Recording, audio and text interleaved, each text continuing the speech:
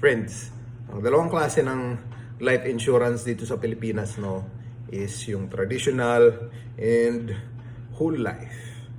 May dalawa tayong main differences here, mga friends, no. So, yung duration ng coverage and yung ang tawag ba? Parang yung mode of investment or yung paraan ng investment, okay. So, doon na tayo sa duration ng coverage. Sa whole life, typically hanggang age 100, no? While sa traditional naman, usually hanggang age 65 lang. Or for up to a certain term, okay? Whether it's 5 years or meron din 1 year, okay? 10 years, 20 years, okay? Mas maiksi yung sa traditional, which makes whole life more expensive, okay? Kasi nga, mas matagal kang covered ng plan.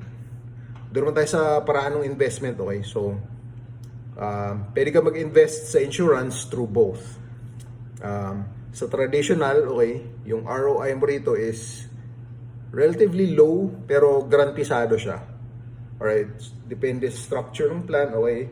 For every how many years kung makakatanggap ng benefit, ganyan, or how much yung typically cash payout, okay? Garantisado yun, mga friends. Pero, ayun na, malit na yung ROI. Compared dun sa may whole life na dahil it allows you to invest in mutual funds that offer a higher ROI. Alright, mga friends.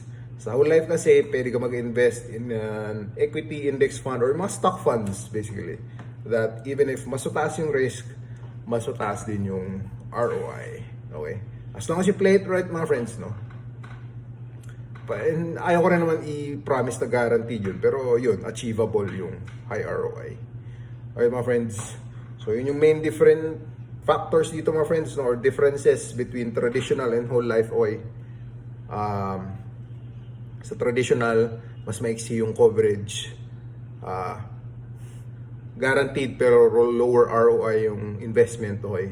While sa whole life, mas mahaba yung coverage and mas mahal. Okay. And possibly mas mataas yung ROI. Okay? Yung ano pa ba? Yung mode of payment, okay, yung face amount or yung other options or riders as we call it. Pwede ano yun. Depende sa company yun. How are they going to offer you those options, no? Pero yun yung ano nun, mga friends, no? Sa dalawang klase ng health insurance dito sa Pinas. Woo! Ang dami nun. Thank you for watching, my friends. Okay, if kayo may question, okay, o kaya naman gusto nyo ng sample proposal, send me a DM, no? And kung gusto nyo pa-set ng appointment, click nyo yung link, okay, sa bio ko. That leads you to my calendar. Okay? Thank you for watching, my friends. See you next time.